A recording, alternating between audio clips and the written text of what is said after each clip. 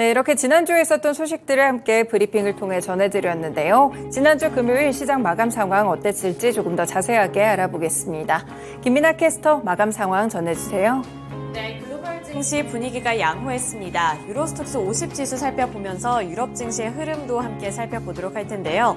미국에서의 긴축이 종료될 것이라는 기대감이 호재로 작용이 되면서 투자 심리가 일제히 올라가는 모습이 연출이 됐습니다. 주요국 증시들 그리고 유로스톡스 50 지수 함께 살펴보도록 하죠. 네, 4,332포인트에서 종가를 기록을 했고요.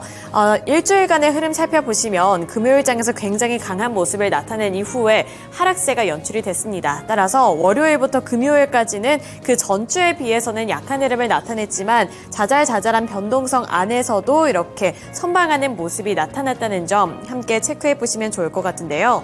우선 미국 노동부가 7월에 비농업 부문 고용을 발표를 했습니다. 18만 7천 명으로 집계가 됐는데 예상치였던 20만 명 증가를 밑도는 수준을 나타내면서 긴축이 예상했던 것보다 더 빠르게 종료가 될 수 있다라는 기대감이 유입이 된 영향이라고 보시면 될 것 같은데요.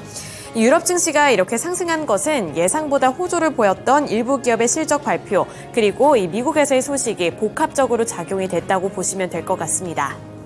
네, 이어서 원유 선물 가격 흐름 살펴보겠습니다. 네, 원유 가격은 82달러 선에서 거래를 마쳤습니다. 원유 가격 이렇게 한 주간의 흐름 살펴보시면 변동성이 상당히 강했다는 점도 확인을 해보실 수가 있는데요. 최근에는 이렇게 원유 가격이 강세 흐름을 나타내고 있습니다. 지속적으로 올라가는 모습이 연출이 되고 있는데 복합적인 요인이 작용이 됐다라고 말씀을 드릴 수 있을 것 같은데요. 우선 큰 틀에서 봤을 때는 수요와 공급 사이에서 공급이 부족할 것이다. 수요는 늘어나는데 공급이 이를 뒷받침해주지 못할 것이다라는 분석이 가장 큰 원인으로 작용이 되고 있습니다. 우선 앞서 살펴드렸던 미국의 긴축이 종반부에 들어선 데다가 이 중국의 경기 부양 기대로 인해서 원유 수요가 늘어날 것이라는 전망이 이렇게 국제 유가를 끌어올렸다고 보시면 될 것 같은데요. 또 여기에 산유국들의 감산이 이어지고 있는 가운데 최근에는 러시아 그리고 우크라이나 간의 전쟁이 확전이 되고 있다는 소식까지도 이 국제 유가를 상승할 수 있도록 만드는 요인으로 작용이 됐습니다. 수급 여건이 개선되지 않을 경우에 브렌트유 가격은 100달러까지 치솟을 수 있다는 전망도 함께 나오고 있으니까요. 이러한 부분들 함께 고려해 보셔야겠습니다. 네, 이렇게 원유 선물 가격 흐름 그리고 유럽 증시 마감 상황 전달해 드렸는데요. 이어서 미국 증시 한 주간의 흐름을 어떻게 마무리 지었을지 SH인베스트먼트 김선영 연구원 통해서 들어보겠습니다. 네, 연구원님 안녕하세요. 네, 안녕하십니까. 네, 지난 금요일 미국 증시 어떻게 마감했을지 궁금한데요. 어떻게 마감했을까요? 네, 애플과 아마존의 엇갈린 실적과 차익 실현 매물이 이어지면서 지난 금요일 뉴욕 증시는 지수별로 0.5% 안팎의 하락세를 보였으며 지수별로는 다우 지수가 4월 연속, S&P 500과 나스닥은 나흘 연속 하락했는데요. 7월 미국의 비농업 부분 고용이 예상치 20만 명을 밑도는 18만 7천 명으로 발표되면서 장 중반까지 상승 흐름을 탔던 증시는 오후 들어 차익 실현 매물이 유지되면서 하락 반전되는 양상을 보였습니다. 전일장 마감 후 실적을 발표한 애플은 매출과 순이익 모두 시장의 예상치를 웃돌았지만 다음 분기 매출이 줄어들 것을 시사하면서 주가는 5% 가까이 하락한 반면 아마존은 분기 매출과 순이익이 예상치를 웃던 데다 다음 분기 매출 역시 시장의 기대를 웃던 것으로 나타나면서 이 8.2% 가까이 상승하면서 거래를 마쳤는데요. 패스트셋에 따르면 지난 금요일까지 S&P 500 기업의 약 84%가 실적을 발표한 가운데 그중 80%가 월가 기대치를 웃던 것으로 나타나고 있습니다. 업종별로는 임의 소비재, 에너지, 방위산업, 헬스케어, 기초 소재가 상승했던 반면 운송, 유틸리티, 부동산 업종이 약세를 보였고 벤치마크인 10년 만기 국채금리는 전일 대비 하락한 3.95%의 거래를 마쳤으며 달러 인덱스는 0.6%의 거래를 마쳤습니다. 지난 금요일 특징 종목들을 보면 주주배당을 50% 삭감한다는 공시로 회사 경영진에 대한 투자자들의 우려가 높아지면서 아이칸 엔터프라이즈가 23% 넘게 폭락했으며 전기 트럭 업체인 니콜라는 실적 부진과 마이클 로셸러 CEO의 사퇴 소식이 겹치면서 26.4%가 급락하며 거래를 마쳤습니다. 미국 경제에 대한 연착륙 기대가 확산되는 가운데 이번 주 발표되는 미국의 7월 소비자 물가와 도매 물가인 PPI가 초미의 관심사로 떠오르고 있습니다. 인플레이션 둔화 여부에 따라 향후 미국 증시가 조정을 받을 것인지 아니면 다시 상승 랠리를 펼칠 것인지 결정될 것으로 보이는데요. 하지만 미국의 국가신용 등급 하락 이후 국채시장의 변동성이 확대되고 여전히 탄탄한 고용시장을 보여주고 있는 점이 변수가 될 수 있다는 진단입니다. CNBC는 오는 10일과 11일 연이어 발표되는 미국의 7월 CPI와 PPI 보고서를 언급하면서 지난주 미국 3대 지수가 일제히 하락했던 가운데 이번 주에는 투자자들이 기다리던 두 개의 주요 인플레이션 보고서가 공개한다고 보도를 했으며 팩트에 따르면 전문가들은 미국의 CPI 상승률은 전년 동월 대비 3.3% 상승할 것으로 전망을 하고 있고 이것은 6월에 3%로 소폭 웃도는 수치입니다. 한편 미국의 CPI는 지난해 6월 9%까지 치솟은 뒤 1년 동안 빠르게 하향 안정화되고 있지만 7월 CPI가 반등세로 돌아선다면 연방준비제도가 8월 지표까지 확인할 가능성이 높아지게 돼 당분간 시장 역시 관망세에 따른 소강 상태가 지속될 수 있다는 우려가 커지고 있는 상황입니다. 워렌 버핏이 이끄는 투자회사 벅셔 헤드웨이의 분기 영업이익이 전년 같은 시기보다 약 7% 증가했습니다. 벅셔 헤드웨이의 지난 2, 4분기 영업이익은 100억 4,300만 달러로 지난해 동기 대비 약 6.6%의 증가세를 보였고 순이익은 359억 1천만 달러였던 지난해 359억 1천만 달러로 지난해 동기에는 436억 2천만 달러의 손실을 기록한 바 있었습니다. 이 같은 호실적은 애플 투자 등 벅셔 헤드웨이의 투자 수익이 급증한 데 따른 것으로 특히 애플 지분을 대규모로 보유하고 있는 벅셔 헤드웨이는 애플 투자로만 약 260억 달러 규모의 미실현 이익을 거뒀는데요. 애플의 주가는 지난 2분기 중 약 18% 급등했으며 이에 벅셔 헤드의 애플 보유 주식 가치는 약 1,776억 달러에 달하고 있습니다. 회사의 현금 보유액은 6월 말 기준 1,473억 7,700만 달러로 1, 4분기에 1,306억 1,600만 달러보다 약 13%가 늘어나 지난 2014년 이후 두 번째로 높은 수준을 기록하게 된 것으로 나타나고 있습니다. 새로운 SNS 앱인 스레드의 이용자 증가를 위해 새로운 기능 추가를 예고한 메타 플랫폼스의 주가가 지난 금요일 0.79% 하락해 310달러 73센트의 거래를 마쳤습니다. 저커버그 CEO는 앞으로 수준의 새 기능이 도입될 것이라면서 새 기능은 스레드에서 검색을 할 수 있고 웹을 통해서도 스레드를 이용할 수 있는 것이라면서 이는 장기적으로 활성화되는 앱을 구축할 것으로 기대되는 궤도에 있다고 말했습니다. 한편 스레드는 출시 한 달 만에 이용자가 크게 줄어들면서 새 기능 탑재가 필요한 상황인데요. 데이터 분석 업체인 센서타워에 따르면 지난 31일 기준으로 스레드의 일일 활성자 수는 약 800만 명 수준으로 지난 5월 5일 출시 이후 이틀 만에 일일 사용자 수가 4,400만 명으로 정점을 찍었던 것에 비해 무려 82%가 급감한 수준입니다. 마지막으로 내일은 연방준비제도의 6월 미국 소비자 신용 액수가 발표될 예정이며 이어 타이슨 포스를 시작으로 KKR&Co, 바이오엔테크, 에드트렌, 비욘드 미트, 헨리 샤인, 스카이웍스 솔루션스, 프라이메리카, 팔란티어 테크놀로지스, 5&9 잉크, 루시드 그룹, 제임스 리버, 파라마운트 글로벌, 트리하우스 푸드, 그리고 프레시 팻 잉크가 지난 분기 실적을 발표할 예정입니다. 네, 이렇게 주요 실적 일정까지 함께 들어봤습니다. 오늘 말씀 고맙습니다. 네, 감사합니다. 네, 유럽 증시에 이어서 미국 증시 마감 상황까지 함께 들어봤습니다. 이어서 국내 증시 금요일 시장 어떻게 마무리를 지었을지 함께 살펴보도록 할 텐데요. 전 코스피 지수는 3거래일 연속으로 하락했습니다. 결국에는 2602포인트에서 종가를 형성을 했는데 외국인과 기관 투자자들의 매도 물량이 다시 한번 빠져나간 영향이라고 보시면 되겠습니다. 업종별로 더 자세하게 살펴보도록 할 텐데요. 우선 대형주들은 주가부터 함께 살펴보고 넘어가 보도록 하죠. 삼성전자가 0.73% 하락하며 거래를 마쳤고요. SK하이닉스는 강보합권에서 마무리를 지었습니다. SK하이닉스 0.08% 소폭 오르면서 12만 100원의 종가를 기록을 했고요.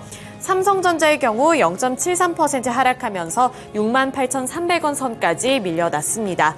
그래도 장 초반에는 69,100원을 잘 지켜나가는 모습이었는데 이렇게 점차 시간이 흘러갈수록 낙폭이 키워져 나가는 모습이 연출이 됐다는 점도 함께 체크를 해보셔야 될 것 같고요. 2차 전지 셀업체들 일제히 하락했습니다. LG 에너지솔루션이 0.55%, 삼성 SDI가 0.63% 하락했고요. LG화학이 1.09%, 그리고 SK이노베이션도 1.69%로 대표적인 2차 전지주들까지도 함께 조정을 받았다는 점도 확인을 해보셔야 될 것 같은데요. 또 여기에 이어서 포스코 그룹주들 이번에도 하락했습니다.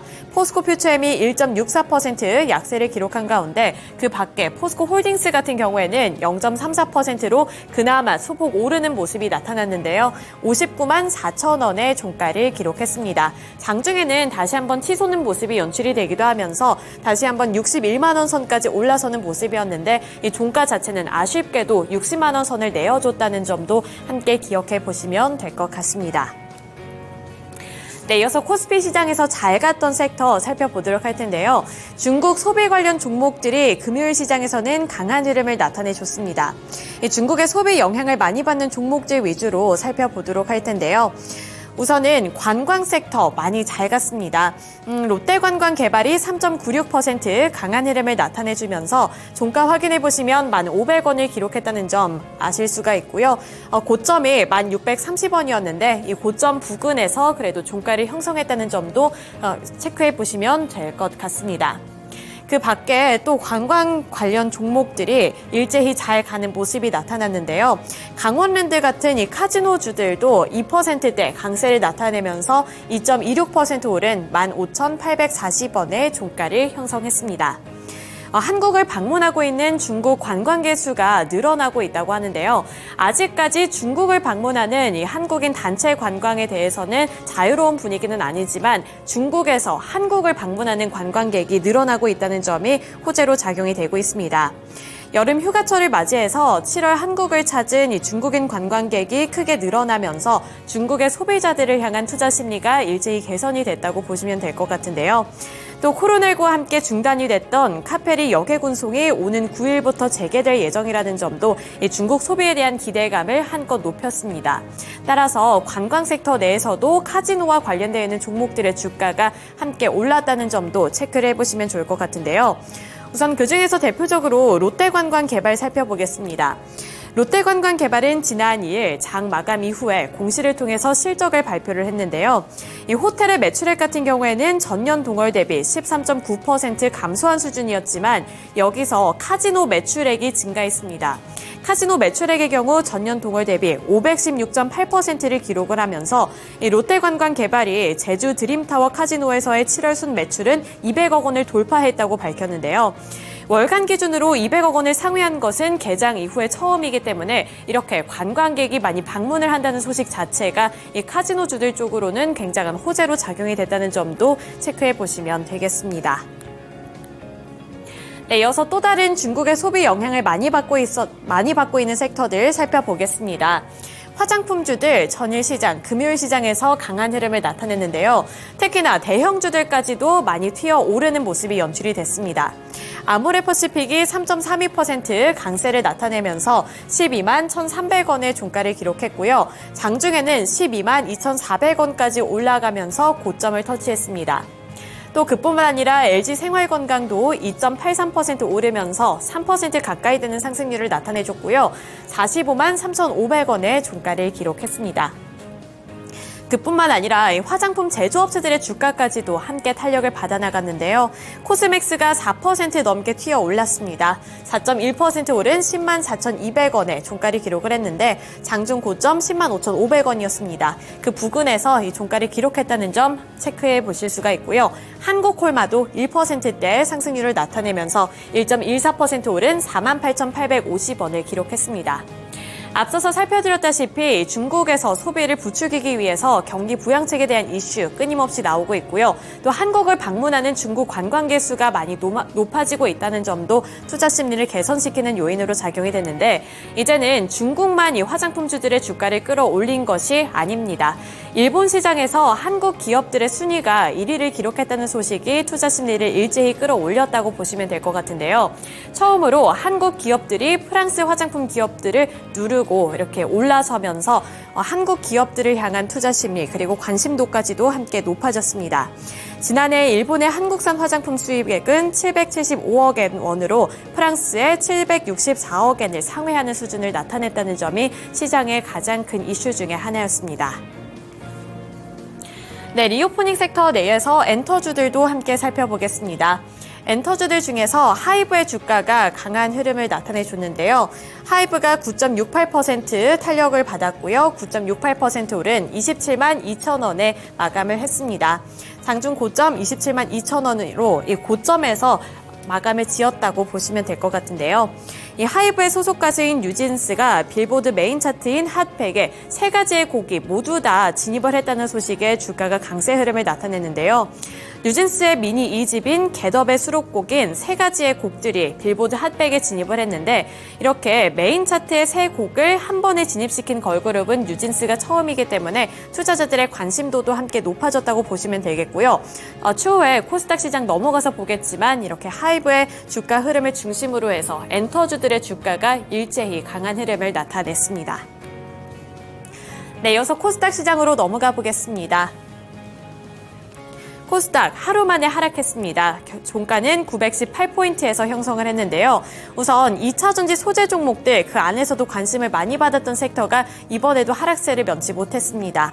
에코프로 BM이 2.44% 하락했고요. 에코프로도 2.73% 하락하면서 약세 흐름을 나타냈고요. LNF의 경우에도 4%대 약세를 기록했습니다. 4.1% 하락한 23만 4천 원의 종가를 기록을 했는데 최근에 에코프로 그룹주들은 그래도 선방하는 실적을 발표했지만 LNF의 경우에는 부진한 실적을 거뒀다는 점도 투자 포인트로 둬보셔야 될 것 같은데요.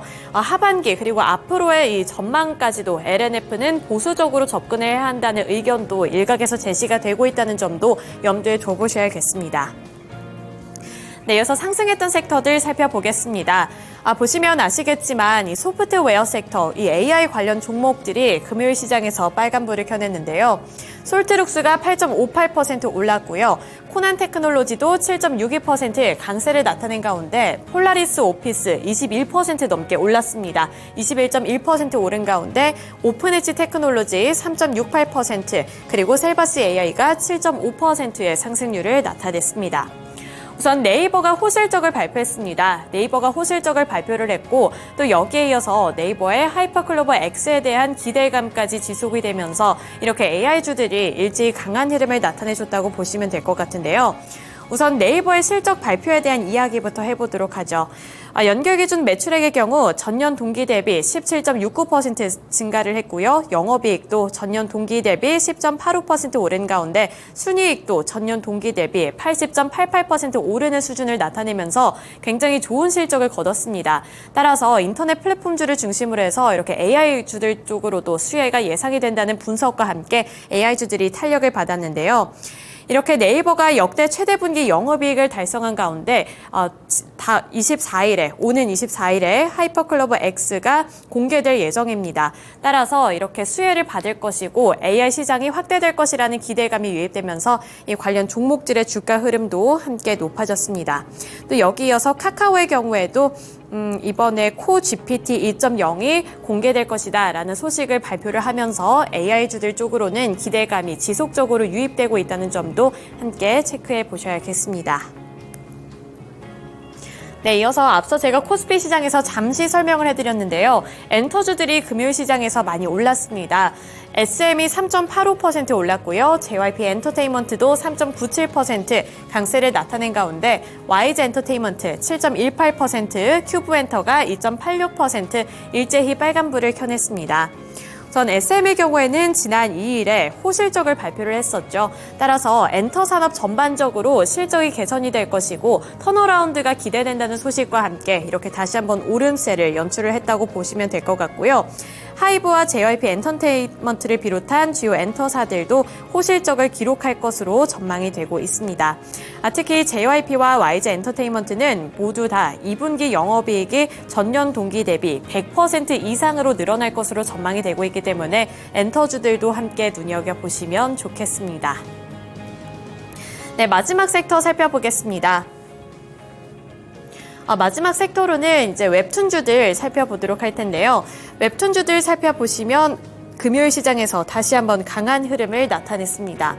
대표적인 종목이 Y랩 그리고 NBT였는데요.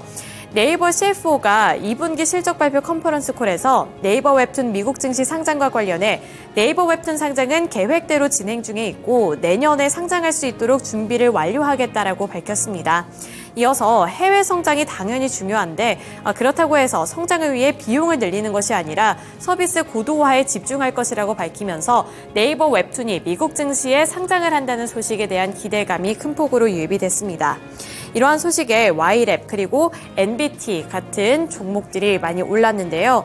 NBT 같은 경우에는 네이버에서 결제 시스템과 관련성을 갖고 있는 종목이고요. Y랩 같은 경우에는 네이버가 지분을 갖고 있다는 소식이 부각을 받으면서 강한 흐름을 연출해줬습니다. 네, 이렇게 코스피 시장 그리고 코스닥 시장에서의 특징주들까지 함께 알아봤고요. 지금까지 글로벌 증시 마감 상황이었습니다.